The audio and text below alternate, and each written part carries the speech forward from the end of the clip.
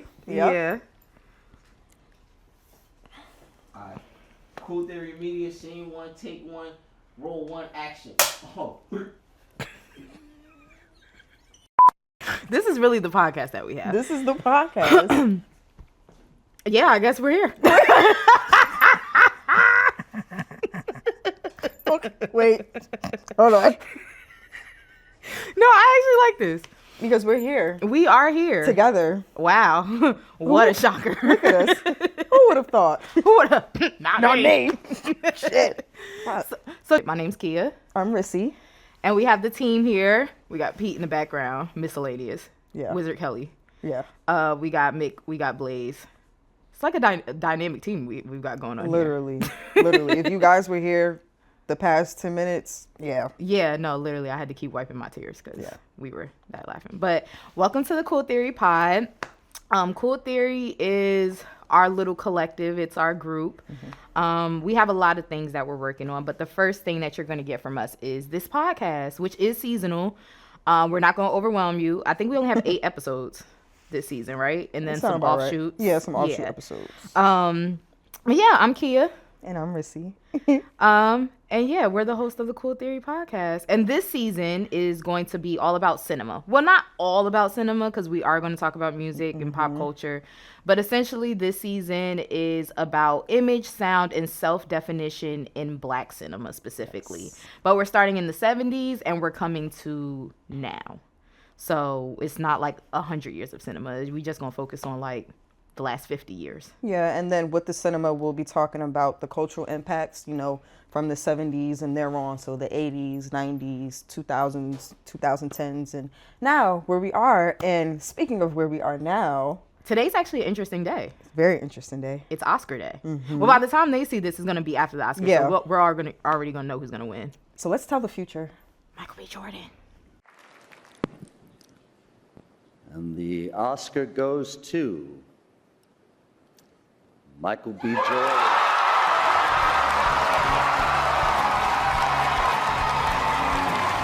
They leave with all 16.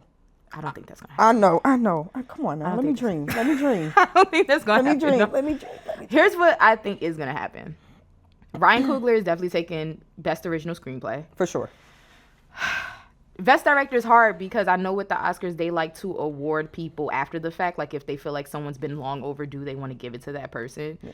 And this is a rough year because it's basically like Paul Thomas Anderson and Ryan Coogler going up. And it's like either one is like a win, right? Because it's like PTA, he's never won, but he's been nominated so many times. So people feel like he's overdue. But then with Ryan, he would be the first Black director to win Best Director, which this is the 98th Oscar. So if you're telling me that in 100 years, no Black director has been good enough. It's crazy. Yeah, you kind of got me a little fucked up. I'm not even going to hold you. But also I feel like if a man can make a film like Sinners and be the most nominated film in Oscar history as a Black man from Oakland, California, like, why not take Best Director? I just feel like it's going to be fucked up because it's like we're going to be giving it to, not to say he's not owed it. I love PTA's work, but like, it's like, damn, this is one of the moments where I wish history would just meet the moment. Yeah, because that kind of goes back to what we were talking about earlier. Like, if Sinners goes home with everything, like, how are we going to react to it compared to if they don't? Like, are we really, like you said, like, we're not going to leave with all 16. No. But what happens if we leave with, like, 10? You know? I feel like realistically, the highest they're going to leave with is 7. 7 is good. That's on a good day. I like that number. I feel like on a bad day, they're going to leave with like 3 or 4 on a bad day. Because they're definitely taking Best Casting. I definitely feel like they're going to take Best Score. Because Ludwig, like, a beast. Insane. And then they're going, I don't know why. I just have a gut feeling that Michael B. Jordan is going to take Best Actor. I don't know why. I do feel that way. But like, yeah, I mean, all in all, I think to just make it simple, because tonight is the night, so it's like after today, who really gives a fuck? But like, honestly speaking, like, I think, and we'll get to Sinners when we talk about the 2020s. Yeah. But I think all in all, I know what Sinners did for me. I know what it's done for other people. And I feel like if it wins massive, or at least in major categories that are significant to us tonight, Black people, we did it. Yeah. But I feel like if this ends up being some shit where it's like, hey, just be happy you got your 16 noms. Like, I hate saying it, but it's like, you know what you mean to us. Like, so, yeah. That's really all I have to say about the Oscars tonight. This ain't the Oscars, is it? In the words of Nina. All I'm saying, I just don't want another La La Land situation. I'm sorry. No. There's a mistake. Moonlight, you guys won Best Picture. Moonlight won. Come on, this is not a joke. I don't want a Moonlight and La La Land situation. Get it right the first time. Don't piss me off. I don't think they'll... Don't piss me off. One battle. Oh, sinner. Hold on. We read the card wrong. We're sorry. No. I don't think they'll do that again, just because I think they understand how important the moment is, to where, like, I don't think they're going to try to fuck it up. And from what I saw before we started recording, Best Director is going to be announced right before Best Picture. So to me, that makes me think there's a split. Like, PTA might take Best Director, Cinemas might take Best Picture, but that's just me in a dream world. Yeah. So, yeah, that's all. I don't know. That's all I can really say. At this point, we're at the end of our rope. We'll see what happens. We will. We'll see what happens. But much love to Sinners. So this episode, we're going to talk about the 70s. We're getting into all things Blaxploitation. So Blaxploitation, in case you don't know what it is the exploitation of Black people. Quite literally, that's what it means. Most Blaxploitation films like kind of deal with violence, drugs, sex, anything that like kind of affects the Black community, essentially. But there's also different genres of Blaxploitation. Like there's musicals, like Sparkle would be quote unquote considered a Blaxploitation, even though I don't think Sparkle's a Blaxploitation. I can see how it can be. I can, but I don't think it is. No. What else is considered Blaxploitation? Oh, Coolie High is considered like a Blaxploitation, like coming of age films. There's Blackula, The Wiz, like I don't care what nobody's saying. It's weird because again, with The Wiz, I don't think is a Blaxploitation film, but I can understand why people think that. Yeah. And it came out, what was that, 77, 78? No, earlier. I think like No, 70. The Wiz was 78. Was it? The Wiz, I think it is like 73. Because I remember Michael Jackson was like a teenager. Yeah, 78. Oh. Yeah, tell me something. He was yeah, he was a teenager when he was like 19. It was right before Off the Wall. I remember that. That is true. That's how I keep track with shit with Michael. I'm like, it was right before Off the Wall. Yep. But yeah, so there's different genres of Blaxploitation, but there's 5 or 6 films in particular we're going to focus on today. Yep. The Mac, Superfly, Foxy Brown, Shaft, and Cotton Comes to Harlem. Oh, and Dolomite. Don't forget that trash. Yes, don't. That's why I forgot about it. Sorry. My fault. So when people talk about Black people in cinema, they often do start at Blaxploitation because for a lot of people that was like really their first time even realizing what like Black cinema is. But like there's been over 100 years. Shout out to Ashley Clark, who is a writer. He just wrote a book called literally 100 Years of Black Cinema. But like Black people have been in film and, you know, experimenting with film, but it wasn't like on the level that it was by the time we get to the 70s. For sure. Shout out to Oscar Micheaux, who is considered like the first black director.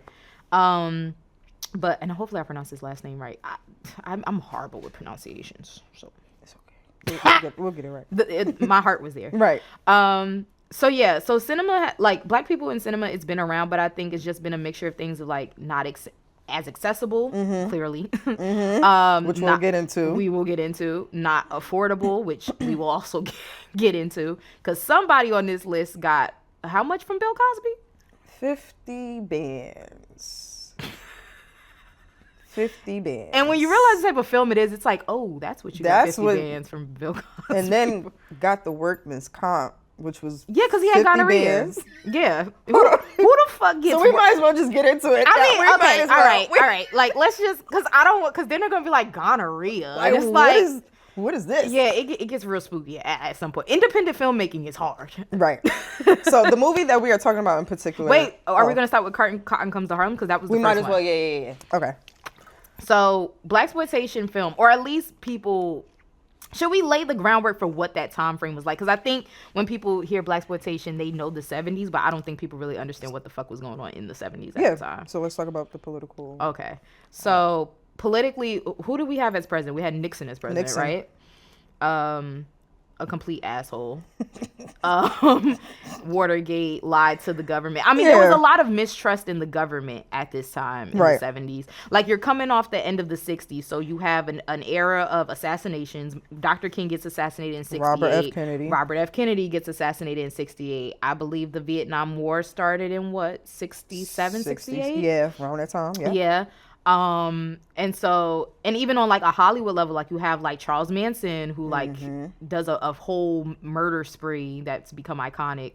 And then you just have the uprise of other serial killers just coming out of, you got Ted Bundy who comes, John Wayne Gacy, like, Son of Sam. It's a lot of serial killers who pop out in the 70s. The 70s was a very violent time. Yeah. They also had an oil crisis in the 70s. Oh, wow. Doesn't this sound all familiar? Oh, wow. Like something Look at that. Like something we're living through.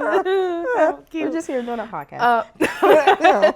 But just checking our note. Yeah, so we have Nixon and his bullshit. We have the opposition to the civil rights movement. Because even though we were getting rights to things, there was still an opposition against, like, I guess... Just us advancing. Yeah, because this is when food stamps start to rise. Shout out to Lyndon B. Johnson for basically giving us the projects.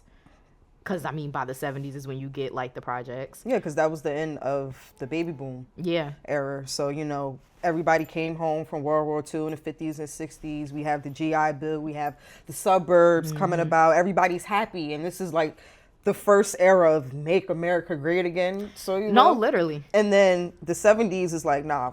Fuck all that. Actually, this shit is trash. This is trash. Let's fix it. No, literally. And then I think with all of that, it just sounds like a lot of violence. You know, if you're watching political leaders be assassinated, the Vietnam War was also a draft war. So that means a lot of young men who were coming fresh out of high school, who were 17, 18 years old, were now going to Vietnam to fight this war, and they were coming back. I mean, watch Dead Presidents if you don't know. Yeah. But they were like coming back home, and they're drug addicts. They're mentally ill. They're like, and they're not getting assistance from their government. So they're kind of being fucked over by their government.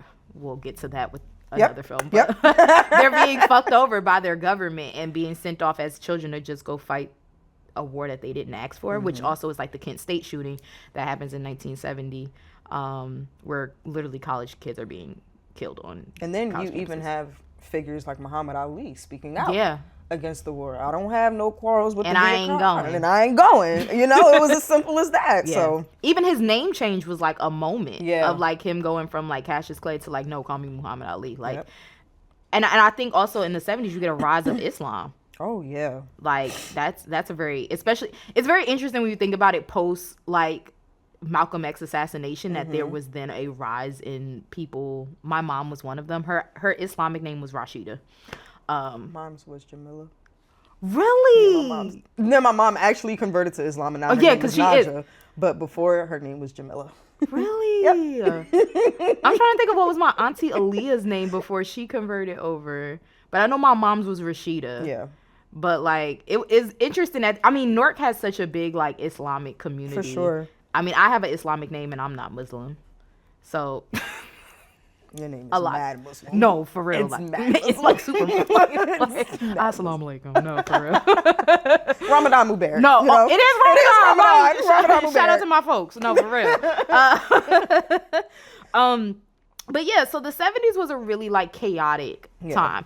But also like it was chaotic, but it seemed like it was very creative as well. Sure. Like even on the music and pop culture front, like you have Stevie Wonder who's like on his golden era run. Like he's doing fulfilling this first finale. Intervisions, Songs in the Key of Life. Like all of these iconic albums are coming out in the 70s. You have Aretha Franklin who's like literally the queen of soul in this era. Like she's dominating.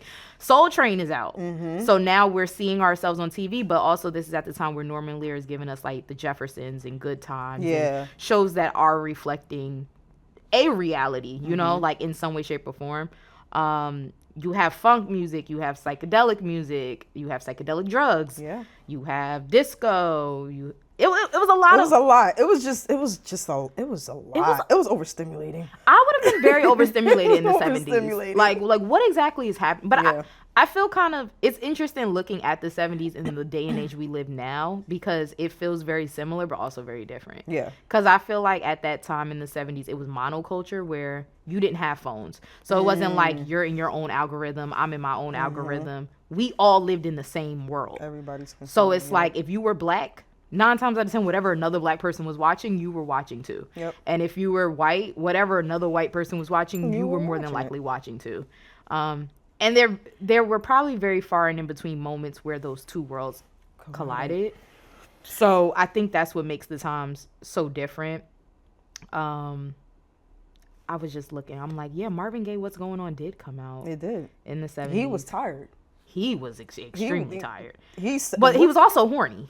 horny as shit. But I mean, that's valid though. Like sometimes I think when there's a lot going on, you get a little horny. It's not what, you know? Cause he asked what's going on, but he also said, let's get it on. So it's like, you know what? Let me just release. Yeah. You know what? Let me just release. Let me just get this shit off. Let me just get it off. Yo, shit bad when you trying to fight the revolution and you trying to like fuck.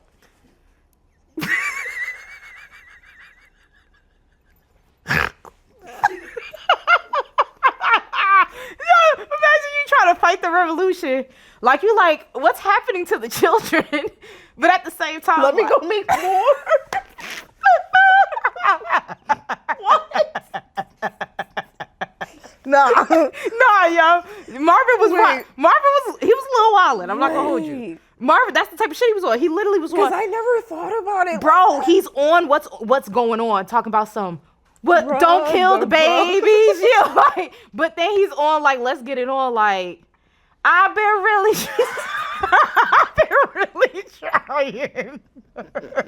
hey, shorty, I know it's a lot going on, but I've been really trying to get with you. Like, imagine you at the Black Panther rally, right? But I'm saying, like, it's somebody testosterone. No, because why you trying to holler at me at the Black Panther rally? We trying to free the people. Look, man, niggas need a distraction. You need something. It's drugs. It's like, it was a lot going on. It was a release. Do you think you would have been on drugs? Absolutely. Oh, you haven't. I definitely would have did a lot of cocaine. I would have done everything. Oh, whoa. I would have. Whoa down. Whoa, Jamal. Slow down with the cocaine for sure. Yeah, I would have did a lot. I would have dibbled and dabbled in some psychedelics for sure. But as we know from Superfly, cocaine was expensive. It was very expensive. Now, see, what I have been able to afford. You know, I'm just thinking about what my life would have been like in the 70s altogether. Because if I couldn't afford the cocaine, it would have just been smoking weed. But I heard the weed wasn't as good as it is now. I heard that too. That's what it was, reefers. Yeah. Niggas was smoking reefers. Smoking ganja. What the fuck is that? Nah, but shut up. Yeah, nah. I definitely would have did some psychedelic drugs though. For sure. Yeah, I think I would have lost my mind though.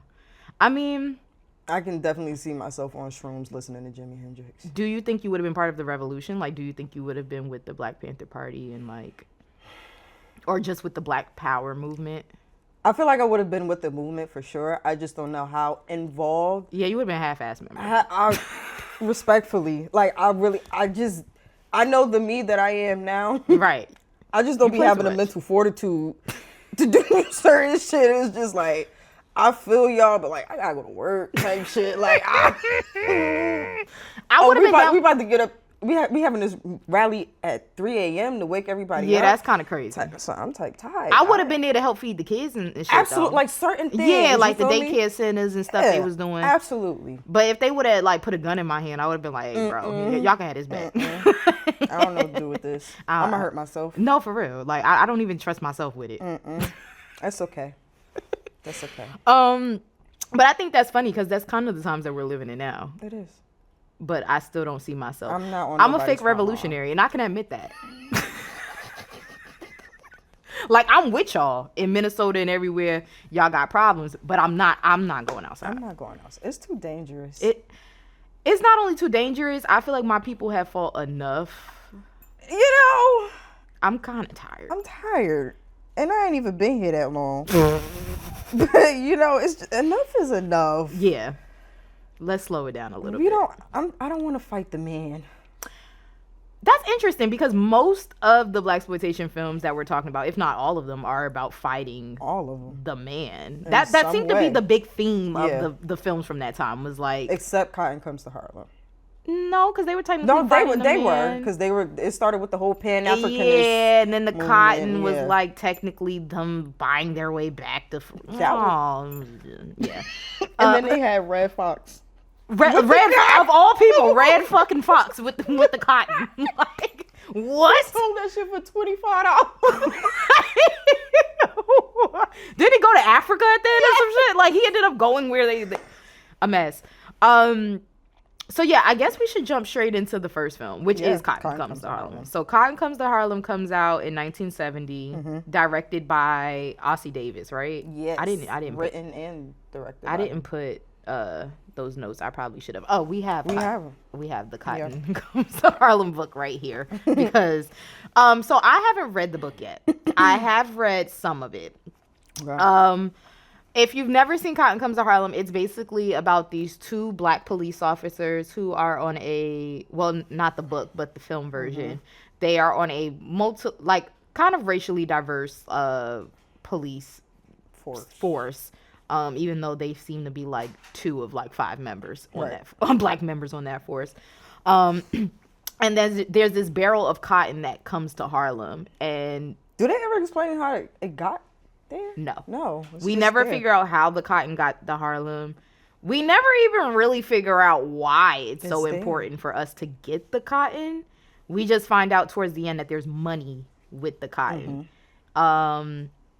And I think that was always my issue with the film of just like, well, what the fuck is the point of the... Like, I get what you're trying to say, but like, who brought the cotton? Where did it come from? Well, he did say it was pure Mississippi cotton when he was trying to sell it to the white man. That could have been when he was trying to sell the cotton to the white man. What the fuck? Yeah. Okay. It's pure Mississippi cotton that he sold to the white man for $25. But I feel like any cotton could come from Mississippi. Like if you're alluding to slavery and cotton and what that means, then it can come from anywhere down south. Yeah. And I feel like in most films, I don't know why, but when it comes to the South, they tend to always go to Mississippi. Yo. Because even Sinners is like Mississippi. Clarksdale. Yeah. Why? What is that? I mean, I know with the blues thing, it makes sense because Clarksdale is considered the home of blues music. Yeah. But that is something that I've noticed in a lot of like films when it deals with either slavery or racism or whatever. It goes back to Mississippi. I mean, Mississippi is very crucial to all of that. Yeah. But like, that's a very interesting pattern. Yeah. I never noticed that. Yeah. Like Mississippi is like the hotbed. But we never get an explanation for why the cotton got there. What's the point of the cotton? But the reason why we were mentioning it is because in a lot of blaxploitation stuff, people will say it's like the first blaxploitation film. For sure. And I had the argument because I had seen the movie for years. This was Ritz's first time seeing the movie. And like, I argued that it's not a blaxploitation film. I think it's just a film with niggas in it. But was I supposed to be politically correct and just call us black people? Call the police, you think I'm jiving? Just do that. Nigga, please. No. Okay. Because in all these movies, they like, that nigga. Hold on. Wait. Because I never heard the word used so much. Yes. And if like... And so, like, they have nigga. Like, they was mad. Yeah, no. Like, it was like... Especially in Dolomite, like he was like, "You low down backstabbing nigga." Like, it's just like, oh my god, like you crunch bowl, crunch bowl nigga. Like the things that they say is just like. I'm about to take. I'm not gonna hold you. He had a couple ways that he said nigga in that movie that I'd never heard of before that I might want to reuse in the future. Like, I feel like in blaxploitation films, the N word is used as like an adjective, a noun, everything. Everything. Like, it is a descriptor. That's it. Like John. Like how Philly niggas use John. That's how blaxploitation. I wonder, and this is something we probably should have done a little bit more research on, but I'll ask Maya about it when we interview her. It's just that, like, oh, not you. Dropping. Oh. But that's something I want to ask her about because I feel like there was a comfortability level with just saying nigger, like not nigga, but like nigger, with the hard like with the hard R. And I wanted to know if that was something that like was already happening in our cultural sense of like we were already starting to address each other as the N-word, or was that something where it came like we picked it up as we put it in our media? What's your hypothesis? What do you think? I think it's a mix of both. Yeah. I think that as Black people, we tend to take things that are against us or meant to demean us, and we usually find meaning in it in some type of way. Yeah. Like even if somebody calls you a bitch, it's like, yeah, I know I am. Like now we I'm like the baddest bitch. Now I'm a boss bitch. right. Yeah. Like we don't take things off like face value. We tend to find our own meaning in things.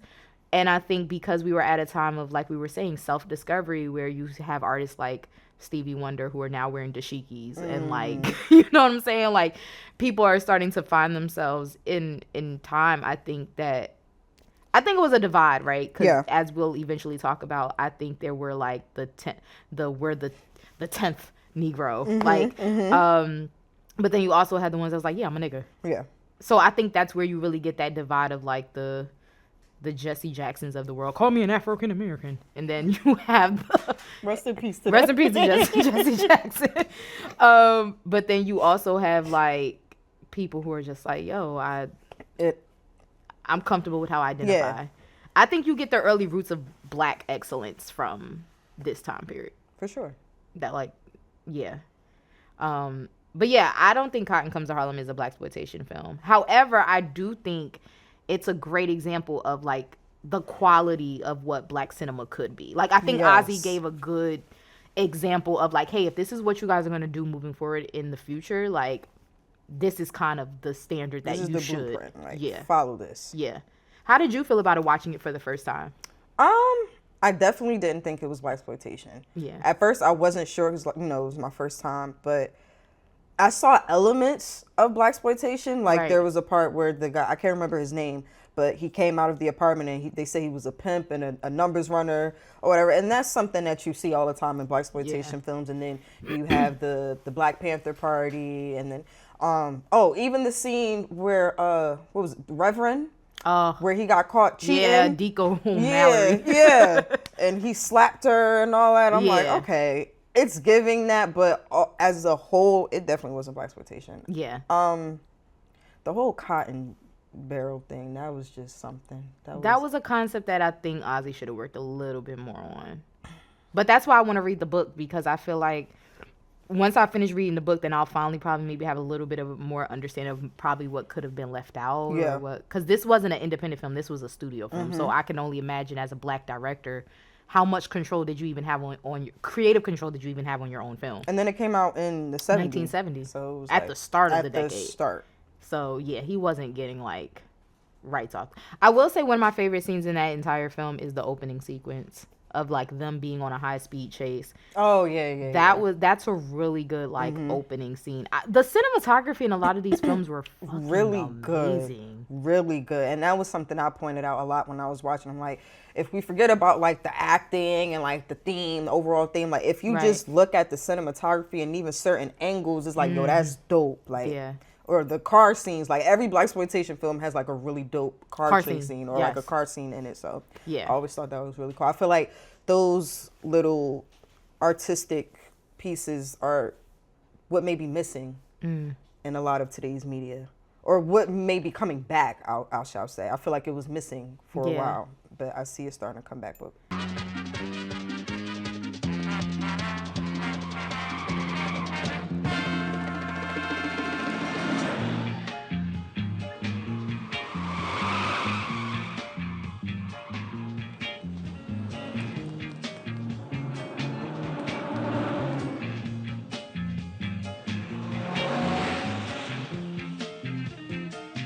yeah, I think like there's a difference between aesthetics and like like actual cinematography. Yeah. And so I think that's something that I'll be interested in seeing, like in the coming generation of just like filmmakers and stuff is like, okay, I know you can set a vibe for me, but can you like we'll talk about some scenes in a second, but like, can you give me something that gives me a feeling? Yeah. You know what I'm saying? Like a scene that leaves me like, oh shit, like that was fly. Like in Cotton Comes to Harlem, there was a scene where, oh my God, what was her name? Reverend's girlfriend. The one that Judy plays. Yeah. Yes.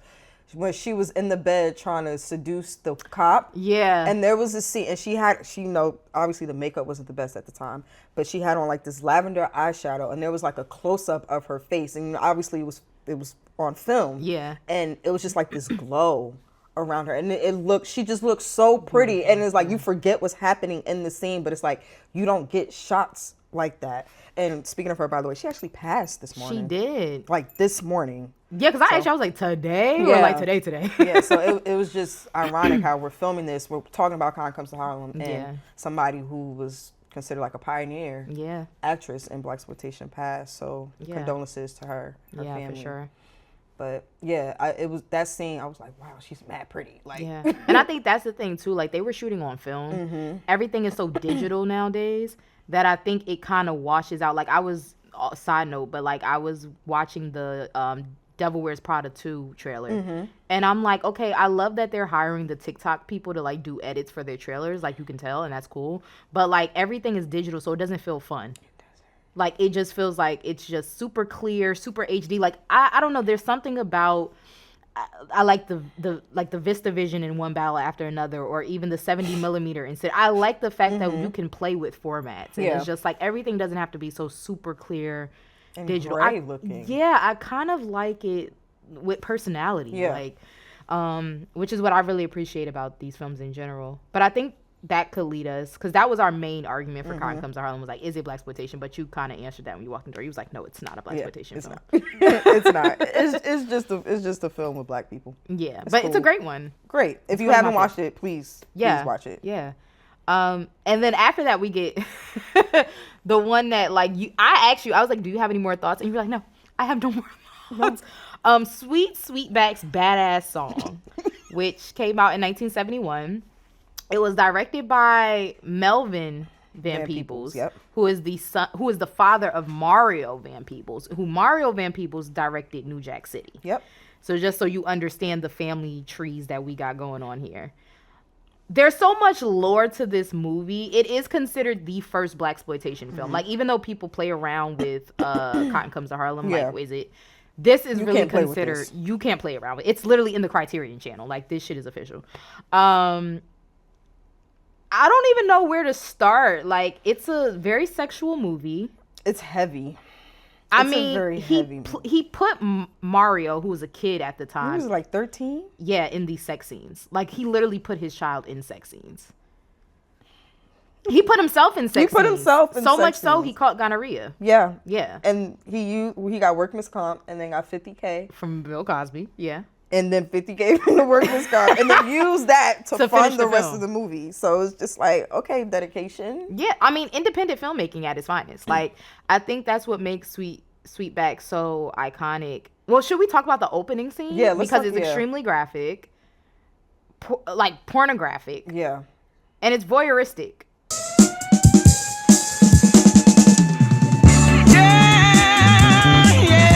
We just want to borrow one of your boys for a couple hours and take him downtown to make us look good.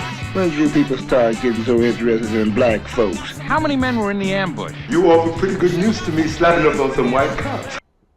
I think you did a really good job describing the opening scene. Oh, okay. So we're just gonna jump right into it. So it starts out with you see these women lined up in like a kitchen, and some of them look older, some of them look younger, but then there's this one particular woman where you could tell she's like the mammy, who I then found out is the madam of the brothel. And they're staring at something, but you don't know what they're saying. There's even a blind woman there. Yeah. And she's getting told what's being happened. So you're sitting there trying to figure out what they're looking at, because they're looking with like this sense of admiration. And then it pans to this little boy, who was Mario Van Peebles, and he has like these scars. You could tell he looks very disheveled, very dirty. He's like scarfing down some food. So I'm like, oh, they're watching him eat. But why are they looking at him like this? And I'm like, are they looking at him like this because they're happy he's eating? Like, obviously he's been outside. Cool. No, that's not why they was looking at him like that. No. Fast forward.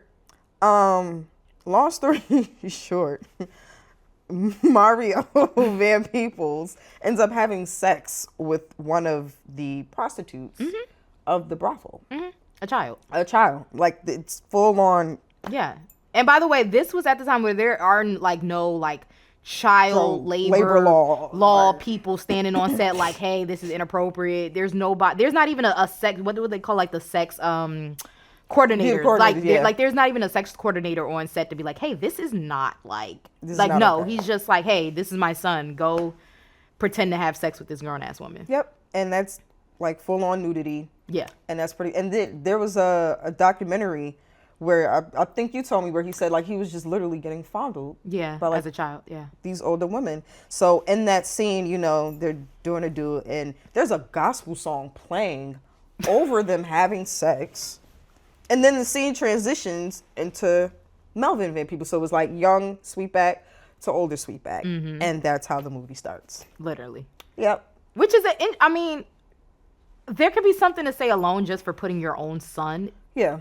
Your own underage child. Yeah. In a sex scene. But I think, like, I'm a mom, so it's like... Yeah, like, as a mother, you wouldn't do that. Fuck no. Fuck no. But maybe he thought for his own creative, like... I don't know. It was 71. I think everybody was on drugs. Everybody was just doing shit. And he willingly, as the director, caught gonorrhea from his own movie, so he thought it was worth it. Like, reading the lore... I've never heard no shit like this in my life. It's reading great the lore. It's great. Like, they don't have... And then Bill Cosby giving you the rest of the money, but then didn't want his name attached to it. Nothing attached to it. He wanted nothing. I wonder why. Just for years later. I wonder why. Just for years later. Like, you know? Oh, yeah, but you didn't want your name attached. He didn't even want the money back. He didn't. He was like, take this. Have Please, fun. Enjoy. But ultimately, even though it is a very sexual movie, it is a very, like, violent movie. Yes. We kind of came to the conclusion that this was a movie where all of the sex and the violence is a metaphor for being fucked over by the man or by the white man specifically. Yes, because in the opening credits, like before the first scene, the movie opens with him running. You just see him running and he's looking back, and then there's like a freeze frame and there's a blurb that says, if you're sick of being fucked by the man, then this movie is for you. Right. It was also required watching from the Black Panther Party. Yeah. Yeah. What's the name? I can't think of his name that was part of the Black Panther Party, but he basically, if you wanted to be a part of the Black Panther Party, you had to watch this movie to even It was like some initiation. Yeah, like literally you had to, which is crazy to me because it's like knowing the history of the Black Panther Party and then the way they treated the women a part of their association. It's interesting the things that were considered like, yeah, if you want to be down with the brothers, this is what you got to watch. Why? Yeah. Why am I watching a child be fondled? Why? But we had a conversation, and I made a comparison, and I said that I felt like Tyler Perry is Sweetback. Now, I'm not saying this to say that I think Tyler Perry would do it. We are not saying that. No. What I'm saying is Sweetback, if the whole thing is a metaphor for fighting the man, at the end of the movie, Sweetback has this moment where he makes it over into Mexico and he's like, I'm going to be back. I'm going to come back and get everything that I'm owed. I done fought everything and I'm coming back for what I'm owed. And as we were going through it, I'm like, yeah, Tyler Perry kind of reminds me of Sweetback in a sense because, like, a lot of these films carry arcs that you find in his work, and we'll get to that in future episodes. But, like, I can see Tyler Perry being the type that's like, you fucked me over enough. Life has fucked me over enough. Even his personal story of, like, he's been through molestation and what he's experienced. Homelessness. Right. So I think in his mind, like, yeah, I'm coming back for what's owed for me. And he kind of did. Getting his shit back in blood. I mean, he has his own studio. Can't blame him, man. But what do you, for you, I think... I guess, and for me too, it's just like this movie is so important because it's like it was an independent movie made by a black man. He still owns, as we were discussing earlier, he still owns the rights to this film. Right. So I guess like it's interesting seeing how we went from that to like even now, like Ryan Coogler has this deal with Warner Brothers where in 25 years you got to give me the rights back to my shit. Right. So I'm just always impressed with the story of Black ownership and how that follows through the times. Because like, yeah, that's what you were doing. Yeah, like that. I mean, shit. But isn't this movie in the National Film Registry? It's in the National Film Registry. So the United States has a National Film Registry. It's basically like the Hall of Fame of like albums, films, all of that. Media. That like, yeah, like if something was to go down, this is what defines the country. Yeah. And Sweetback is in the National Registry. So they understand and acknowledge the importance of it. Yeah. And after watching it, I do too. I do. Yeah. I do. Even though I was a bit perturbed. I was very perturbed at that. Yeah. But I get it. Yeah. But I think the film that comes out the same year, but also it's different because Sweetback is an independent film. He, like we said, the risk and lure that comes with that. But then the same year, another film comes out that's also like just as impactful, but on a different level. So then that same year we get Shaft, which I don't even think we really need to go into Shaft. Everybody's fucking seen Shaft. If you haven't seen the original Shaft, you've seen the one with Samuel L. Jackson. If you didn't see that one, you saw the other one with the grandson and everybody else and their mama. I'm sorry. It's a franchise. Like, you've seen the shit. But we have to mention it because Shaft was directed by Gordon Perks, who is an icon. But then also it kind of, it was like a first Black franchise, really. It gave us really like Black cool on screen. Like, we have this Black detective who's like fighting crime and won an Oscar. Yeah. I mean, and Isaac Hayes won an Oscar for the theme of Shaft, which is one of the most iconic theme songs of all time. If you haven't seen the movie, you've heard the song. 100%. Yeah. And I mean, I think that goes to the point of like just the Blaxploitation era in general and how it kind of birthed the soundtrack. Like, for sure. Granted, soundtracks have been out for years, but like prior to that, I mean, we have The Godfather down here, but like if you listen to The Godfather, it's very like classical Italian music. like at some point somebody should bring out some pasta, like, right. But like a lot of these soundtracks, like Trouble Man, or like we had another one around here, Superfly soundtrack. Oh, Superfly right over there. It's like it's more soulful and more, you know, a lot. Like, you can tell somebody watched the movie and then went and made these songs, and it's really dope. So yeah, I mean, I guess the one point about Shaft is that it saved MGM from bankruptcy. Right. Which I think that's dope when a film can save a Black film can save a company from bankruptcy in the 70s. But this was also at the time when, like, early 70s, we weren't at the point that we were starting to get to. By 75, it's a whole different world. But like, you have The Godfather, you have The Exorcist that comes out at this time, but Carrie, but like 75 was when all you niggas had to go. Yeah, it was like, time's up. Pack it up. Let's get the fuck out of here. But Shaft's a great film, and like, you know, I definitely can see why it is considered amongst the greats. I just don't think it's probably as like like Sweetback. But there is a movie that comes out the year after that Superfly. Pusha Man. What do you? Because this is all like your first time watching this stuff. So what was Superfly like for you? Like, what was your analysis of Superfly? I thoroughly enjoyed it. I'm not gonna lie. Yeah, it's a good movie. I thoroughly enjoyed it. At first, I mean, I knew what Superfly was. Right. I knew its cultural impact. I knew the soundtrack, you know, prior to me even seeing the movie. But I didn't really know what I was getting myself into. And like, just off rip, just the opening car scene, I said, oh, this is some fly shit. Like, I see why niggas wanted to sell drugs. Like, I get it. I mean, Freeway Ricky said he wanted to be a drug dealer because of Superfly. You feel me? Yeah. So it was an example. I see why people wanted to sell drugs, but I can also see why people say this is Black excellence. Because we have this Black man, okay, yeah, he's selling drugs, but he's also very powerful. Yeah. He has the money, you know, he has the women, he has the style. And one of my favorite parts, and y'all might judge me a little bit. One of my favorite parts about this movie was the sex scene. It's a good scene.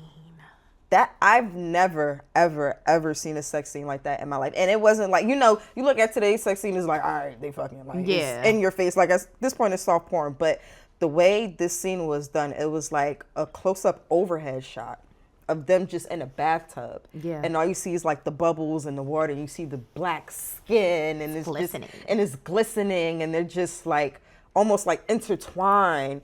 And it was like really sexual and sensual and erotic, but it wasn't like in your face. Yeah. You get what I'm saying? And I just thought that the way that they shot it was very artistic and creative. Just like the rest of the movie. I think one of the things that was so dope about Superfly was how aesthetically pleasing it was. Like there was a scene where Priest and Fred were in his apartment and everything in the set was brown, including their outfits. And I just thought that was so dope. I'm like, that type of intention is something else that I feel like is missing a lot from today's media and everything like that. And then, you know, it's Blaxploitation because it talks about the war on drugs. You know, you have your Black Panther Party trying to fight against the war on drugs, but then everybody's fighting the man. And it's like, you know, everybody's fighting the man. And then it's so ironic because the movie ends with Priest basically saying, like, you can't touch me. I'm protected. But he's saying he's protected by these white men. Yeah. The laundry ain't gonna help you. And all them honky pig partners you got ain't gonna be able to protect your ass either. Because, in case you thinking I'm trying to pull some of that old-time nigger shit on you, Captain, I think you ought to know something. I hired the very best killers there are. White killers. White ones, baby. So you better take good care of me. Nothing better happen to one hair on my gorgeous head. Can you? So I'm like, would you look at that? It's different from most Blaxploitation endings. For sure. But I mean, Superfly is one of those films that kind of outlived itself. Like, you know the energy of Superfly before you even see the movie. Yep. It like the soundtrack alone, I mean, back to just the soundtracks, fucking iconic. Like, the songs have been sampled upon art, like artists and hip hop, and towards the end we'll like get more into like cultural impact. But like I think, and like it was even nominated for 2 Grammys. Like, so I think the impact of Superfly is more so the influence that it has. Like, I think this is the first time you're seeing drug dealing look cool. Yeah. This is the first time you're seeing like being a player look cool. Yeah. You know what I'm saying? I mean, I think the Mac and Superfly are day and night because one is drug dealing, one is pimp. But like, Superfly is just some fly ass shit. It is. And it's hard because like I know the NAACP, they like hated this film and like it's violent, but this is some fly ass. Everything don't have to be black excellence. Like everything don't have to be like, because that's not the reality. It's not. It's not the reality. Like, I get that you want it to be, but like, let's be realistic. We can only get but so far. That's true. I hate that that's the case, but it's like everybody can't be on some talented Tim shit. We can't. I keep telling y'all niggas. We can't. Stop with the brunch boots. Stop with the brunch boots. Hey, no more Delta brunches for niggas. y'all got to stop. Like, cause like, no. So yeah, I love Superfly. It's one of my favorite films of all time. I'm glad you enjoyed it too. I did. Which one was I covering? The Mac. The Mac.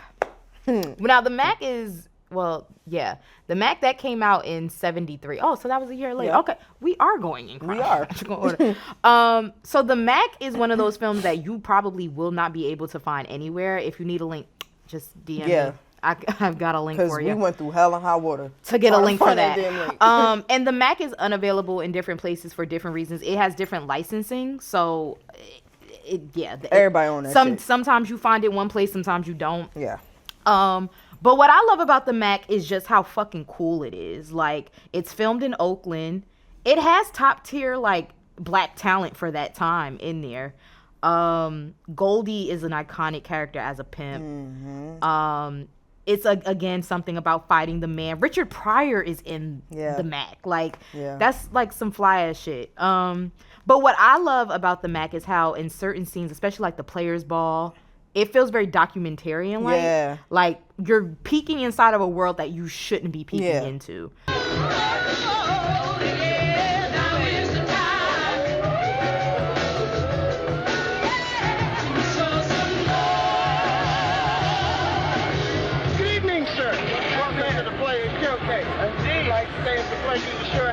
Together this evening.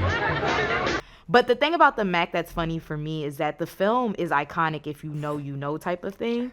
But the soundtrack. Y'all know the soundtrack.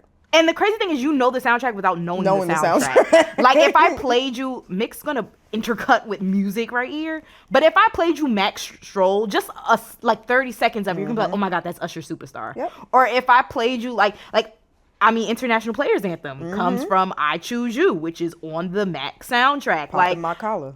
It comes from actually, I'm gonna play that in the car. But the Mac soundtrack is so fucking iconic, which goes to Willie Hutch and just a genius he is. Shout out to Willie Hutch. Shout out to Willie Hutch. May he rest in peace. Because he also did the soundtrack for the next movie we're going to talk about. But the soundtrack for the Mac has outlived the film in a sense. Yeah. Because I feel like the film is like, if you know, you know. Like, you really got to be on game to know the Mac. What that is, yeah. Whereas, like, the soundtrack, y'all know the songs and don't even realize you know the songs. And I think that's cultural impact. Absolutely. But can't argue that. I think the soundtrack also helps the film a lot because there's certain scenes where I'm like, this works because of the music.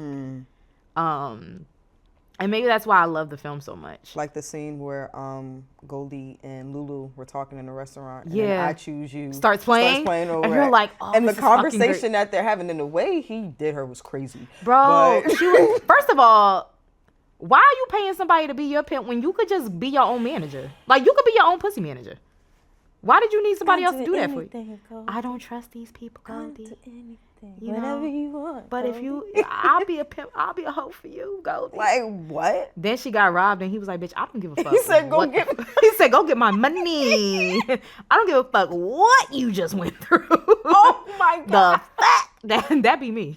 I don't care what you went through, bitch. Where the fuck is my money? You know what the fuck you signed up for? Hand it over. Hand it over, hoe.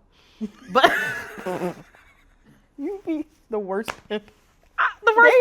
First of all, I would be a bad pimp because I'm high most of the time. So, like, they would come to me, oh, he did it. Look, mama, I ain't getting up. I'm going to tell you right now. I'm not getting up to go fight them niggas. And take this gun and go figure it out. Make it make sense. I'm going to lose hoes because they going to die. Oh. Because I can't go out and defend them. I'm not. Yeah. I mean. I'm tired. I ain't got it. But The Mac is a great film. Which leads us to the film that I think, it's my favorite Blaxploitation film. The final film we're going to talk about, because Dolomite needs its own rant, because that was really like the Tyler Perry of its time. I'm not going to hold you.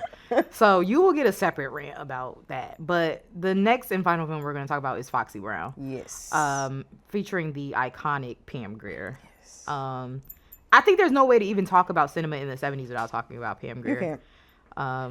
I was thinking about that cover I showed you of the New York Magazine where it says Sex Goddess of the 70s, Pam Grier, new kind of Hollywood star. And I think that's what's so interesting to me is that, like, out of everyone who emerged from the Blaxploitation era, she's the one that kind of became the face of it. Yeah. Like, she became, when you think of Blaxploitation, you think of her. Like, the Martin episode where they did the Players Club, she's in it. We can do a whole rant on Quentin Tarantino and his love for... That's an episode within itself. Literally, and his love for Blaxploitation, but specifically for Pam. I mean, like, he wanted her in Pulp Fiction, but he told her, no, I want to actually write something for you. And then he wrote Jackie Brown for her. Even the influence she's had on women in pop culture, Megan Thee Stallion, Beyonce, the rapper Foxy Brown, Lil' Kim, like... I think the impact of Pam Grier reaches far and beyond, but and it's funny because Foxy Brown came out after Coffee, so she had already been in like a number of movies before we even get to Foxy Brown. But Foxy is the one that just stuck. It stuck.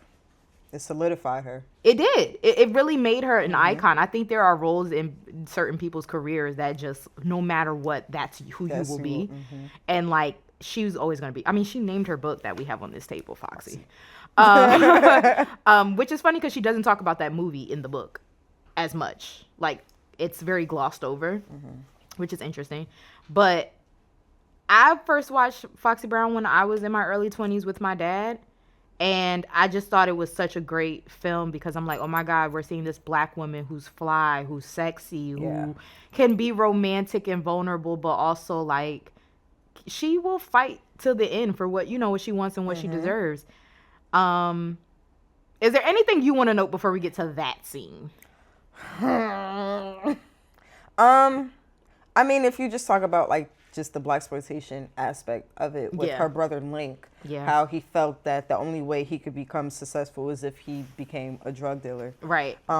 He said verbatim, like, I'm too ugly to be an actor and I'm not athletic enough to be a football player. He's like, he doesn't have all the attributes to be the stereotypical, you know, example of what Black excellence looks like. Yeah. And he's like, the only way for me to do this is for me to deal drugs. And I thought, you know, that was interesting in a way, because that's pretty much the theme, because that was what people thought Black excellence was. That's what people thought was their only way to get out of the hood. Yeah.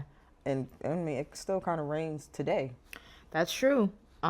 Except I think now people try to be a little bit more smart about it. Let me get my money in the streets and invest it in a legitimate business. Money launder. Yeah, basically. That's it. Do it every day. I think for me, like, I love the whole her going undercover. Yeah. I think the whole idea of like not embracing, but kind of going into this seedy kind of sex trafficking world was interesting. And I mean, people had thoughts on that, of like a Black woman being put in these positions where, you know, and the film explores that, like lesbianism and prostitution and sex trafficking. And of course there's like, I think the crazy thing also too is that a lot of Pam's movies, or really all the films that Pam has been in for the most part, have been written and directed by white men. And Pam, as much as we celebrate her beauty and her talent and her style and all of that, the nudity and the violence plays a role in that too. People call her the first action star, but I don't think people understand the risk that came with that. Because action is not only like hi-ya, but like action is also scenes like that barnyard scene, which is heavy. I guess she gets sexually assaulted in a barnyard. You don't see it, but you know what's going on. Yeah. First of all, she gets drugged and then she gets essayed.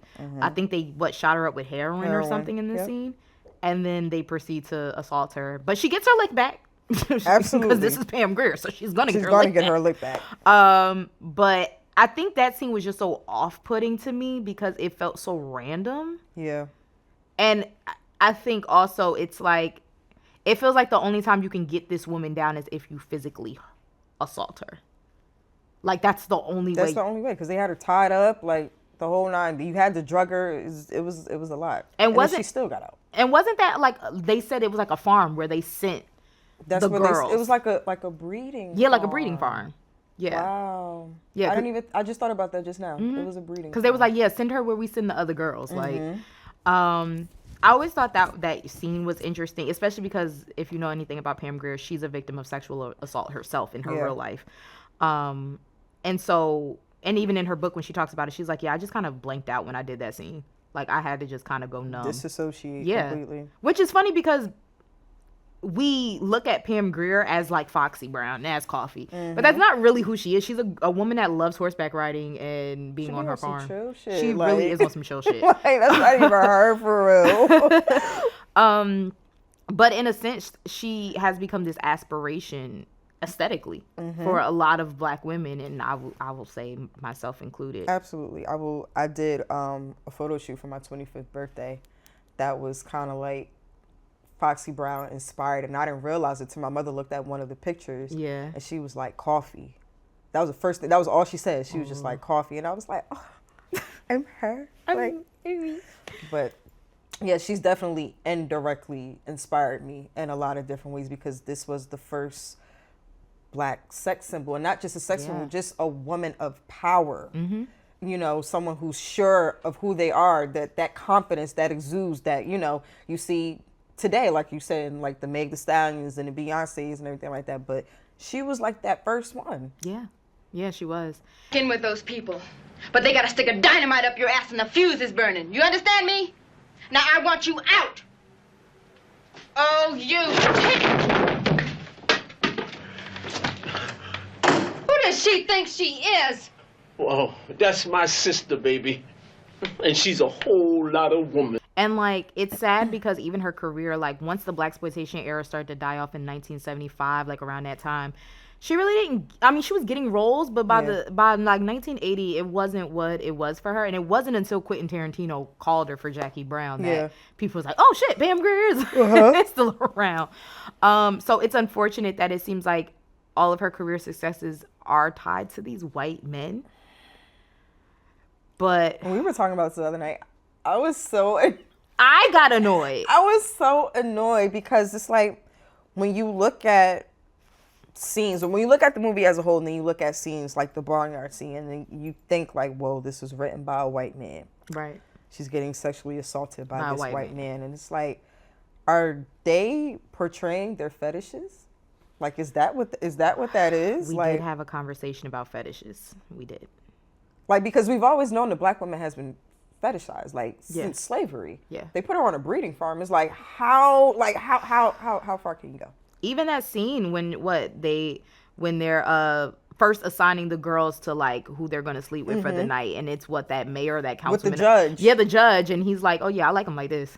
He said I like them darker. Darker, yeah. I like them typically darker, and it's just like, yeah, okay, what the fuck?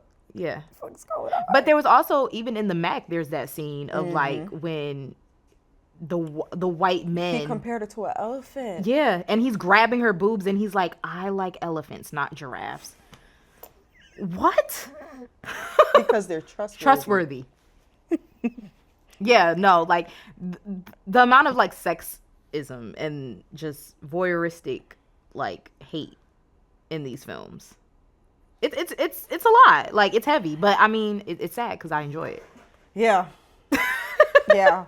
Which I think is how a lot of people feel about these films, which is why I think they age the way they do, because it's like, yeah, that was the time, but boy, was it a time. It wasn't a time. It's so interesting because remember I was talking to my aunt earlier. My aunt is 76, and I was telling her like what we're going to be doing and what we're talking about, and I was just going off the list of the movies, and I could tell her like she was going through memory lane. Yeah, like, in her head. She was just reminiscing. And then she was like, man, those were real movies. Yeah. And I said, what do you mean? Like, what do you mean by that? And she was like, this stuff out here now is just mess. I said, so what made it real compared to what we have now? Yeah. And then she was like, it was relatable. And I'm just like, It was, though, for them. But, yeah, for them. Like, that was So now I need to get into her lore. Because I know my auntie. Right, because what were you? Yeah, she was part of Nation of Islam. But it's like, what else was you doing? Yeah. This is relatable, Yeah, I definitely got into Josie's lore, my mom. I definitely got into her lore. Yeah. But I understand, like, I think for me, the cultural impact that this has, because we were discussing that, because I was like, well, what is the cultural impact? And you made some dope ass comparisons. Like, I was like, okay, when you think of Shaft walking down the street with a trench coat on, what are you thinking of? And you said, I think of Omar in The Wire. Like, Omar coming, walking with his trench. And I was like, oh shit.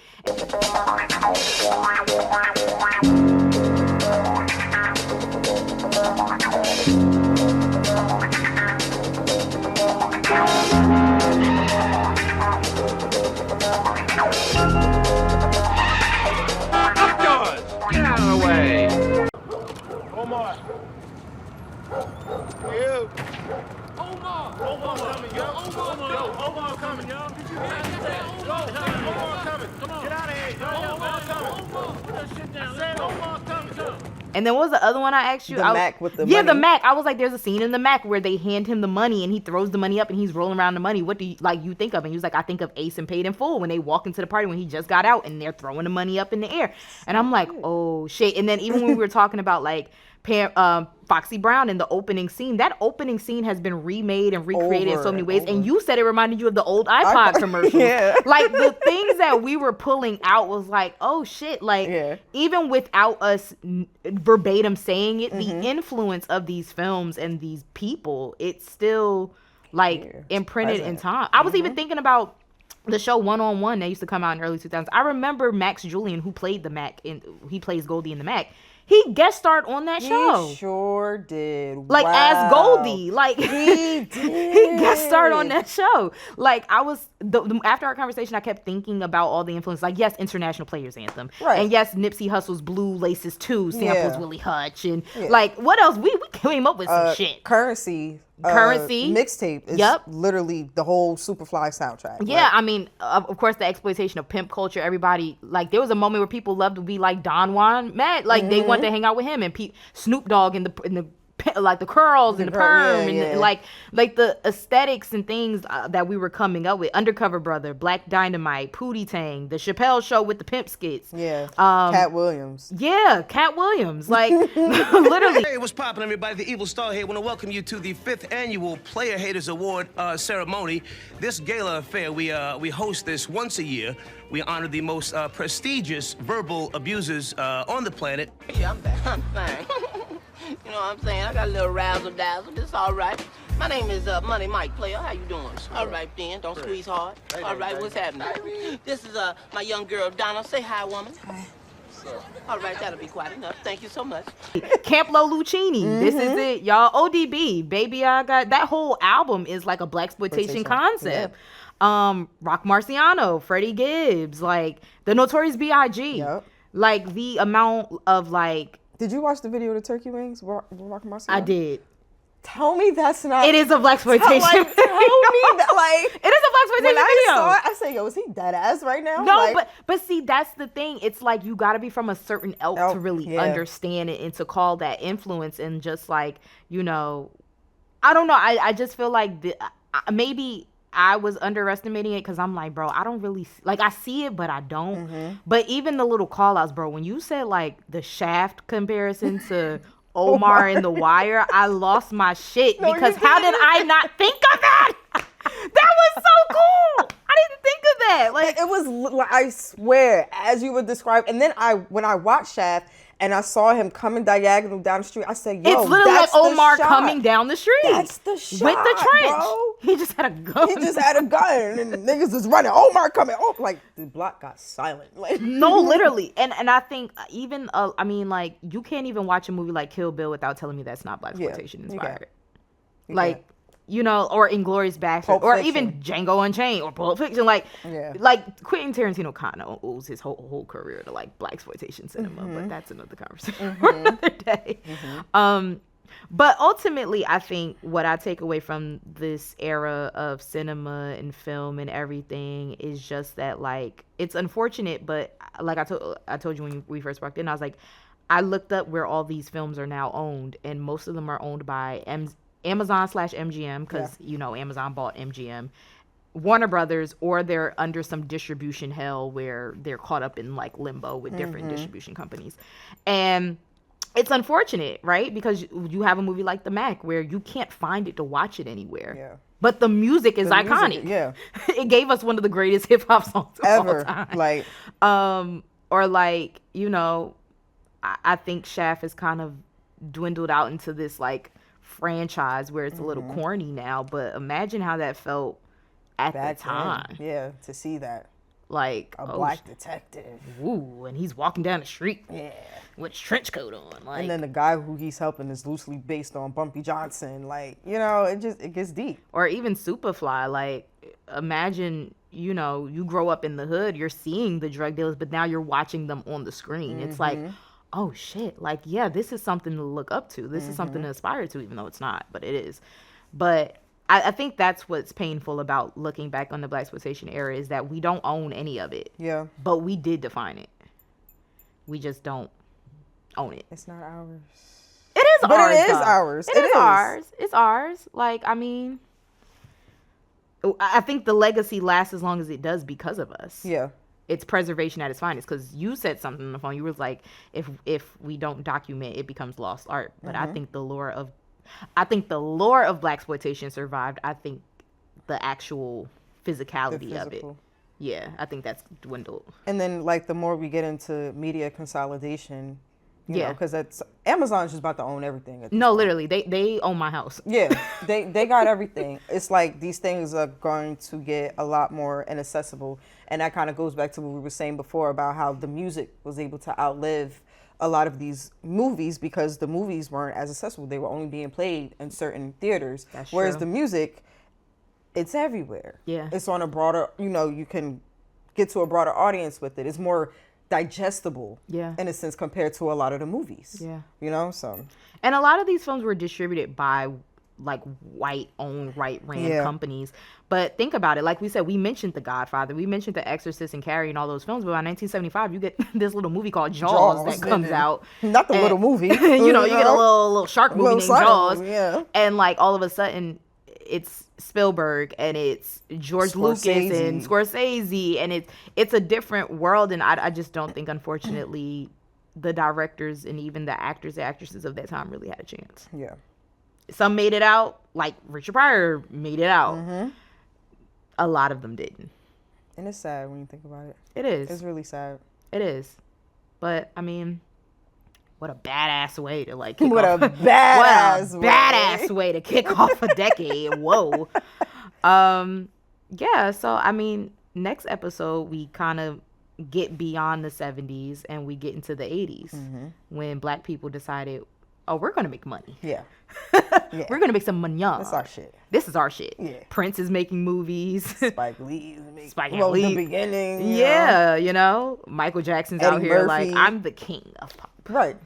I don't care what y'all say. I'm the king. I'm outside. Black people they was coming for what? They were sweet back.